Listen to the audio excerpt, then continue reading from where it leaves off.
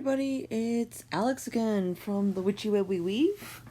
Sorry for not having made a video lately, but life has been a trip lately. I got a new job, and I work 5 days a week or more, and I have a lot of training and classes I have to do for it since I am now working at a pharmacy. And out of the 2 days off a week I get, I'm using those days right now for classes and training, so I'm not really at home.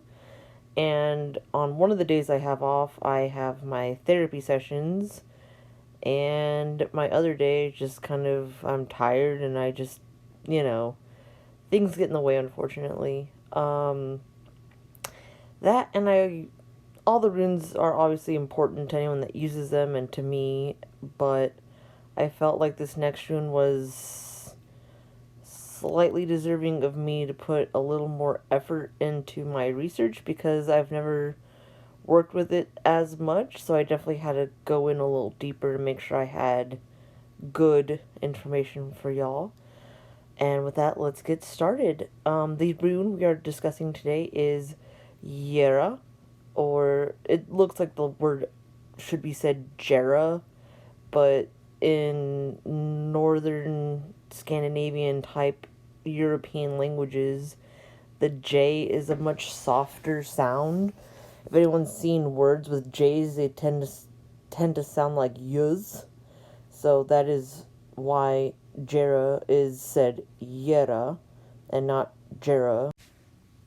So let's get into what makes Jera Jera. This rune is the 4th of the 2nd et and the 12th overall. Now, I have talked in the past on how important numbers are in the runes, and none so more than the runes that hit extra special spaces, like if they're the first of an et, or the et is named after that rune, or if they were, placed somewhere that's perfectly divisible by 3. Those are some of the big ones. So that this one is the 12th rune. It is right kind of in the middle. It's half of all the runes, so it's not like in the middle where it's like, something is right smack in the middle and there's 2 on either side or an even number on either side. But it's the halfway mark. And that just makes it a very strong indicator of Jera's actual synchronicity.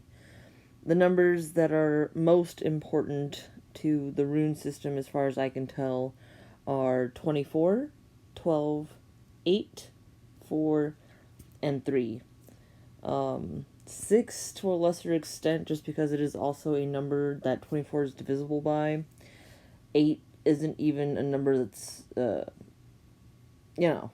all divisible by these numbers. So 24 being the overall number of runes, 12 being, half of 24, 8 because each et is 8, and they go into 24 3 times, 4 because that's half of 8, and 3 because there are 3 ets. So these numbers are more important than any other number in this system. And on top of that, the 2 most important numbers to the rune, are 24 and 12. Now, 12 because there are, in most calendrical years, there are 12 months to the year, and 24 because there are 24 hours in a day. Whether you're using time where it's the full 24, 0 through 23, or if you're using the 12 system where it's, 12 and 12. Either way, you're looking at 24 hours. When you're looking at Jera's symbol, easiest way to kind of think about it are there are 2 L's almost interconnected and always swirling around each other. You can actually make that symbol with your hands.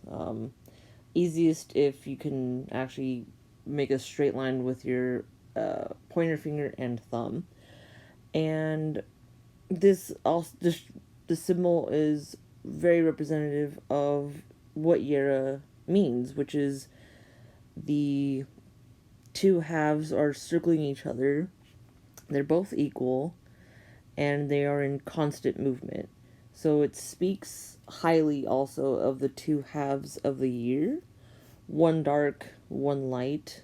You have to remember that where that is still important to us because we still, do things and dress appropriately and eat different things during the year. We aren't, most people these days are not bound by the seasons. Where, if you were living in a remote village, and you were a Norse Viking or any one of these other groups of people that lived in harsh, cold climates, you were very limited in what you were eating and how you were surviving your winters. So you were, preparing and harvesting, and you were just, putting away meats and herbs and vegetables just to try and see if you would last that winter. And that brings me to another thing. Jera, besides being one of synchronicity, is the rune of the harvest.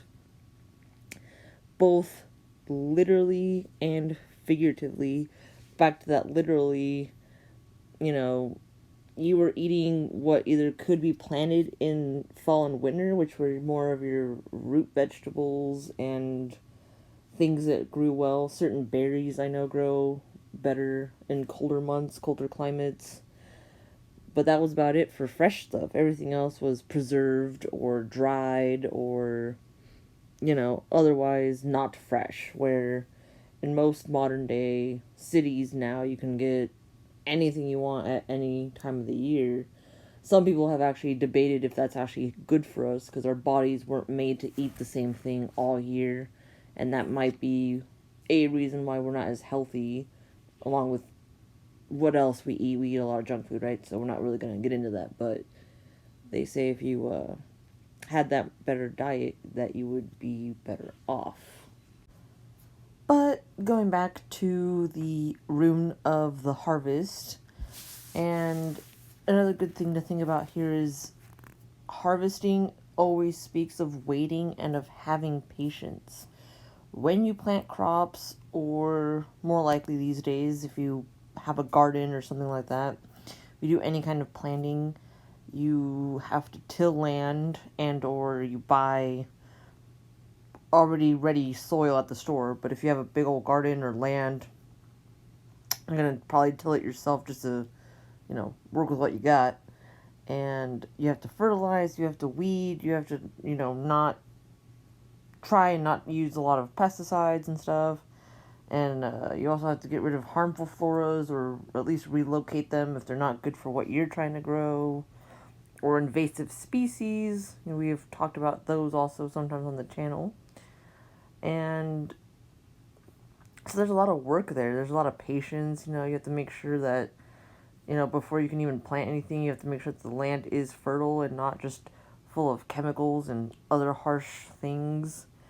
And then when you do plant, if you have typical weather, you have the seasons, spring, summer, fall, winter, you have to be careful with what you plant and when you plant it, because some things have to have the cold to kind of start up. I forget which plants they are, but there are some plants that they have to have a winter to then start growing in the spring. They need that time to hibernate in essence. And there's other things that if they're growing and the sun and the summer comes too soon, the plants will die. My family actually has a CBD production farm out on the West Coast, and last year it got so hot and they planted a little too late and it started burning their plants. Where this year they planted a lot earlier, so the plants are a little more sturdy and they can take that heat a little bit better. So they learned, and again, that was a year's worth of lessons there, so they had to learn what they were doing. And, going along with that, you have to be careful with frosts and snow. If you're living somewhere and it gets too cold all of a sudden, you're looking at having to maybe your stuff will die, or you'll have to cover it up with, they sell plant covers now, and so, again, that's a lot of work and effort and patience. Now, this does also go along with figurative harvesting, so more like people, places, events, things like that. So, say you wanted to go into the medical field, right? You want to be a doctor, nurse, what have you. And, well, there's steps, right? You have to go to school, you have to go to med school, you have to take all these classes, probably have to intern, and there's probably a bunch of other steps there, but I personally don't know them because I did not go to school for medicine. So I'm sure I'm missing steps there. And still, lots of steps, and you have to work hard for the harvest, which is your future career. Like, you're not gonna wake up one day and be like, oh, well, I'll be a doctor today. It's not gonna happen. And that's for any job. Like, a lot of people are like, oh, well, doctors and attorneys and all these jobs that take years and years and tons of reading and effort and work. But this applies for any job, even something as quote basic as retail or the food industry, which I have worked both. And let me tell you, nothing basic about them. But that process is, there's still steps. You have to see who's hiring. You have to know where, distance from your residence to that place. You're not going to drive hours and hours for a job that pays you, $6 an hour. And you're also not going to, just get the first job you can, unless, well, I mean, you might, because if you really have to, but, normally you're looking around, seeing where you fit, looking for a good job, if you fit with those people, the other workers. I personally have worked at a bunch of stores that I've personally liked shopping at. That's a little dangerous because of shopping tendencies. But yeah, still, you have to apply, you have to put in resumes, fill out stuff online, take assessments, all that jazz, interview, and then maybe get hired, and then you have to be trained, and then you're, at your job, working your job. Lots of steps, and again, the harvest there, that effort and time you're putting into something, the reward at the end of that is a job, and the reward of having a job is roof over your head, food on the table, clothes on your back. Again, runes are about your basic needs, and all of them interconnect in that sense. Now, this can also be applied to things like relationships. And that can be relationships, romantic, business, partnerships, friendships, all kinds of relationships. And those are the things you invest in another person, right? So you're investing time, conversations, which a lot of this is going to go under time, but, there's different ways of spending time. There's romantic involvement, there's, like, dates, there's going out, there's, that step if y'all decide to move in together, get married, if you're in a romantic relationship, if you're in a partnership, is it, expanding the business, and there's, like, all these steps and all these things you can be doing, and that's you investing time. Now, the other one I'm going to bring up is money, and I think some people will have some controversy over that one, unless I'm just strictly talking like business partners, because you're investing money, obviously, because it's a business. I think it's a little unfair to say that it doesn't apply to other relationships, though, because, like, dating, going out tends to be a way to date. Movies and dinners or lunches or breakfasts, some kind of food and some kind of activity tend to be dates, and even if someone's paying for everybody or everyone's paying on for themselves, there's still money involved. You're not just going to sit around at home all day every day. That's not typically how any situation like that ends up. And even with friend stuff, like me and my friends, when we go out to lunch to hang out and eat together, that's an investment of our time and money into keeping those relationships alive. So I think money is a big one, even if some people disagree with that. Now, on the negative flip side of that, right? Um, that is part of the reason why falling out sucks so hard. Now, if we're talking about relationships, like dating, romantic relationships, there's a lot going on there, right? Like, you were really close, or were in love, and all this stuff, but at the end of the day, your investment failed. Your harvest withered. That was just you investing all this time and energy into something, and it not working out. And I think on a very basic level is why people get so frustrated at this kind of stuff. And even with friends, like I recently had not really recently, but recent in my mind, had a falling out with someone who was a very good friend of mine. I felt like we were really good friends. We were one of the closest things I thought I'd ever had to a sibling, and it really sucks. I miss his presence. I miss his energy in my energy field, because all my friends, for all the love I hold for them, and my best friends and everything like that, they're all very special to me and everything, but he fit a part of my life that no one ever really has, if I'm going to be honest with y'all. So, and that hurts. That still hurts over a year later, because I love my friends. Like, I really honestly love them. And part of me is just so upset that loving someone and, it didn't work out. And it still sucks. But at the end of the day, I think we're just looking at basic things. And I think that's why we are so upset when something like that fails on us. So, moving on. And another thing Jera is obviously the rune of is cycles. The cycles of life and death and of the seasons. Cyclical in design. Jera calls to mind, my mind especially, the symbol of yin and yang. Swirling together, perpetual duality, white, black, light and dark. And again, going back to the light and dark halves of the year. Life, death, barren and fertile, negative and positive, they all go hand in hand, and they're all in balance.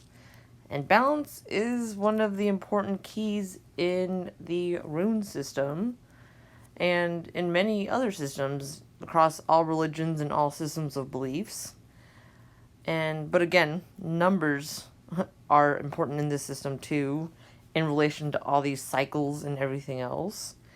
And, the seasons, there's 4 main ones: spring, summer, fall, winter.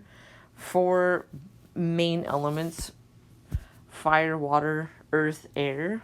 And those within themselves tend to be their own opposite and balance within each other. Some people would say fire, air, earth, water, but I always thought earth and water went together more than they didn't, but that's just me. Even our universe, when we see an image of the Milky Way from like a distance point of view, is supposed to be shaped like a spiral. So everything is just always going in a circular motion, even if it's a little elongated like a spiral, obviously. And that also calls to mind gravity and how everything goes around something else, but we're not going to talk too much about that. And I talked a little bit earlier in this video about the importance of placement of certain runes. I think they're all important to an extent, but this rune in particular, its placement coming, like I said, it's number 12, but also its position after the runes in the Et before it, which were Isa, Naudis, and Hagalas, which we already did. And these 3 runes signal winter or darker times, and Jera, in this sense, signifies a turning point. So, on that note, there are, it's kind of like the positive after some negative stuff. Do all runes have kind of a negative and positive aspect? Yes. Those 3 runes in particular are kind of well known for having more dark than light, so not necessarily negative, but every person has like their days, right? Every season has its time, and every life has its moments. So those runes are just there to kind of represent these darker, kind of harsher times. And I do like that Jera is sort of right in the middle of everything. The darkness is kind of coming through and it's turning back. Because the first half so far of the runes were your very basic needs, and some of those, when negative, were very dark and scary, like in a very deep fundamental level of, we talked about, a lot of the runes mean that in a negative light you're homeless, or you don't have any food, or you don't have shelter, you don't have clothes, you don't have your most basic needs being met. You're lost, you're wandering, you don't know where you're going, you're repeating all these things, and you're just not getting out of a situation. Where going forward is a little lighter on all respects. And, talking of dark and light, we're gonna kind of touch base on Jera's darker aspects here in a second. Those being that it is cyclical, so examples of bad times with Jera are bad times, bad timing, especially, repetition. So again, going back and putting energy into something and just not having the outcome you want or you need. Regression, repeating a negative cycle, either personally or that you yourself have gone through, or that you are experiencing in your life somewhere, or that's around you. So either bad relationships or bad jobs, or in all honesty, bad choices. I'm not saying that, things just happen to you and everything else. The runes aren't there to just say, oh, hey, the universe hates you, life's gonna suck, haha. No, they want you to take some responsibility for that too. So, they're there to teach you your lesson, but also kind of guide you to hopefully make better choices in the future. Now, Jera doesn't really look like it's upside down when it is, in essence, reversed. And some people don't even read the reversed, so... And we'll get into this in another video, but when you are reading runes, you have to be aware of how you asked the question, what question you asked, and, you have to read the runes in conjunction with the other runes and kind of get a lay of the land, if you will. If you're getting Jera, and your question was something about, a failing marriage, it's not telling you, oh, good times are coming. It's probably telling you negative things are happening and there will be positive times in the future. So, like I said, one of those things that you have to just kind of look at the bigger picture like any other thing. And yeah, so that about wraps this one up. Sorry that it was a little long. I just felt there was a lot of like symbols and imagery and stuff that I kind of needed to talk about, and there was a lot of numbers and other things going on. And I will catch y'all on the next time. I hope it's not like 2 months before my next video, but like I said earlier, my new job is thrilling and time consuming, so I haven't really had time to do any of this. And I also don't record when anyone's in my space, so I have to wait till I'm completely alone in my room, so that makes it a little hard sometimes. But yeah, I'll catch y'all on the next one, and have a wonderful day. Bye, y'all.